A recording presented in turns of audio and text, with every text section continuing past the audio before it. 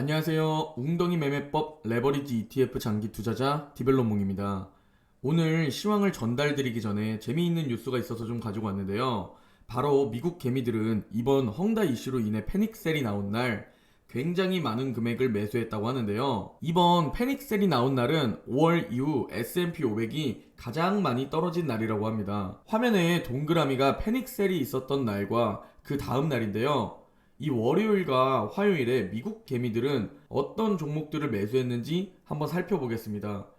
개별 종목 탑 10을 말씀드리기에 앞서 현재 미국 개인 투자자들은 대부분 SPY나 QQQ 같은 ETF를 많이 샀다고 합니다.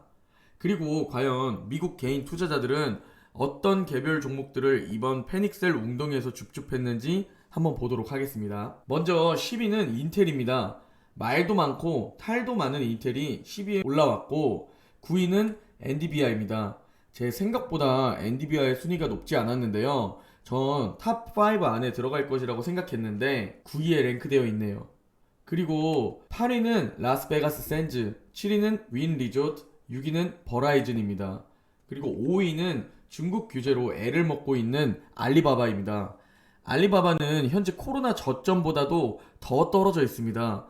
말 그대로 지하실에 와 있는데 알리바바의 현재 주가는 고점 대비 약 마이너스 53%의 주가라고 합니다. 알리바바가 5위에 랭크된 것을 보면 미국 개미들도 우리 서학 개인 투자자들의 못지않게 야수가 꽤 많나 봅니다. 4위는 마이크로소프트입니다. 최근 자사주 매입 발표를 했었고 우상향의 끝판왕이라는 소리가 들리는 마이크로소프트가 4위를 차지했습니다. 그리고 3위는 AMC입니다. 밈 주식이죠. 아직도 밈 주식이 3위를 차지하고 있는 상황입니다. 그리고 2위는 AMD입니다. AMD가 예상 외로 생각보다 높은 순위에 올라와 있는데요. 주가를 보면 패닉셀 때도 그렇게 많이 빠졌다고 생각이 들지 않았는데 현재 AMD는 더 올라갈 상승 여력이 있다고 판단되는 듯 합니다. 그리고 마지막으로 1위는 세계 1위 기업 애플입니다. 1위 애플과 2위 AMD의 매수 금액은 2배나 차이가 납니다. 그만큼 떨어지면 무조건 주어야 하는 기업이죠. 저 역시 애플 62선 터치했을 때부터 애플에 관심이 있으셨던 분들은 분할 매수하시면 좋을 것 같다고 웅덩이 매매법 2차 매수 타이밍이라고 말씀드렸는데 신규 진입하시는 분들은 지금 현재 약 수익권이지 않을까 합니다. 금일 시황입니다. 뉴욕 증시는 FOMC 결과를 소화하고 중국 헝다그룹에 대한 우려가 진정된 가운데 3대 지수 모두 상승해 주었습니다. 다우는 1.5% 상승, 나스닥은 1% 상승, 마지막으로 S&P 500은 1.2% 상승해 주었습니다. 며칠 전 제가 말씀드린 23일 결전의 날이라는 영상에서 헝다그룹은 리먼 브라더스 사태까지는 가지 않을 듯하고 그와 함께 FOMC 테이퍼링 발표로 인한 조정은 매수 찬스라고 말씀드렸습니다. 그리고 23일 그 악재들이 진정되자 시장은 급상승하는 모습을 보여주고 있습니다. 웅덩이에서 함께 매수하신 분들은 약 수익권일 텐데요. 모두 축하드립니다. 맵을 먼저 살펴보시면 오늘도 굉장히 초록초록한 걸 보실 수 있습니다. 업종별로 S&P 500 지수 11개 섹터 중에서 부동산과 유틸리티는 하락을 했고요. 에너지 관련주가 3% 이상 올랐고 금융주도 2% 이상 상승했습니다. 그리고 오늘 세일즈포스는 매출과 이익 두 부분 모두 앞으로도 좋을 것이라는 전망에 급등했는데요. 슬랙이 큰 몫을 하고 있다고 합니다. 그리고 나이키는 실적 발표를 했는데 시장 기대를 하회했다고 합니다. 나이키의 매출 부진 요인으로는 중국 판매가 11% 상승에 그쳤고 북미 매출이 시장 기대치보다 안 나왔다고 합니다. 금일 공포지수를 보면 30입니다. 지난 패닉셀 때 20 초반이었던 점을 보면 시장은 공포에서 벗어나고 있는 듯 합니다. 투자자들은 FOMC 결과와 중국 헝다그룹의 디폴트, 즉 채무 불이행 가능성을 주시했는데요. 전날 미국 페드의 FOMC 정례 회의에서 테이퍼링이 곧 임박했다는 신호를 줬지만 시장은 크게 걱정하지 않는 모습을 보였습니다. 위원들의 절반이 2022년에 첫 금리 인상을 예상해 금리 인상 시점도 이전보다 당겨졌고요. 하지만 이는 대체로 시장이 현재 예상 가능한 수준이었다는 점에서 시장에서는 안도 랠리가 나왔습니다. 중국 헝다그룹 사태와 관련해서는 엇갈린 소식들이 좀 나왔는데요.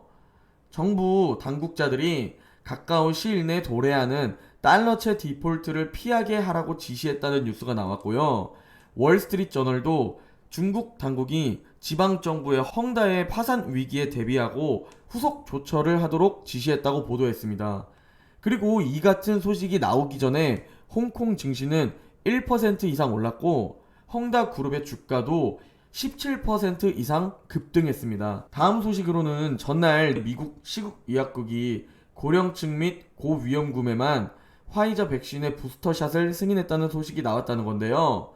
이번 접종 대상에는 65세 이상의 고령층과 18세부터 64세 연령대에서 중증에 빠질 위험이 큰 사람들뿐만 아니라 해당 연령대에서 감염 위험에 노출될 가능성이 큰 사람들도 포함했습니다. 그리고 한편 바이든 행정부가 오는 9월 30일까지 의회가 임시 예산안을 통과하지 못할 경우 연방정부 셧다운에 대비할 것을 준비하라고 연방기관에 전달했다는 소식도 나왔습니다. 앞서 하원은 임시 예산안과 부채 한도를 담은 법안을 통과시켰으나 상원에서 통과될지는 미지수입니다. 미국의 경제 지표는 대체로 부진했는데요. 미국의 주간 실업보험 청구자 수는 줄어들 것이라는 월가 예상과 달리 다시 증가했습니다. 주간 실업보험 청구자 수는 전주보다 1만 6천 명 증가한 35만 1천 명을 기록했고요.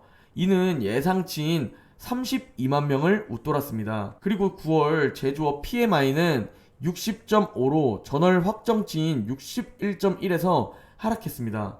이는 예상치인 61.7도 밑돌았으며 5개월 내 최저치라고 합니다. 서비스 PMI도 54.4를 기록해 55.1보다 낮아졌고요. 예상치인 54.9도 밑돌았습니다. 그리고 서비스 PMI는 14개월 내 최저치를 기록했다고 합니다. 다들 이번 작은 웅덩이에서 잘 주우셨나요? 각자 계획하고 있는 장기 투자 계획은 다르겠지만 모두 목표는 같다고 생각합니다.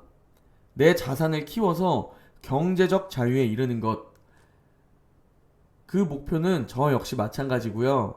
저는 앞으로 목돈이 필요해지기 전까지 따로 돈을 빼지 않고 제가 생각한 최고의 투자 종목 QLD, SSO, UPRO의 웅덩이 매매법 매수 타이밍이 올 때마다 적립식 장기 투자를 할 예정입니다. 하루하루 너무 신경 쓰지 마시고 매월, 매년 내 계좌를 신경 쓴다는 마인드로 주식 투자를 하시면 장기 투자에 도움이 될 듯 합니다. 모두 현재 오르는 것을 즐기시고 언제 웅덩이가 파질지는 그 누구도 알 수 없지만 웅덩이는 항상 오게 되어 있습니다. 그때마다 열심히 일해서 웅덩이 매매법 적립통에 현금을 넣어두고 호랑이가 사냥 기회가 올 때까지 웅크리며 천천히 기다리는 것처럼, 그리고 우리가 원하는 웅덩이 매매법 매수 타이밍이 오면 원칙대로 그때 줍줍하시면 됩니다. 오늘 마지막 금요일 화이팅 하시고 다음 영상에서 뵙겠습니다. 좋은 하루 보내세요.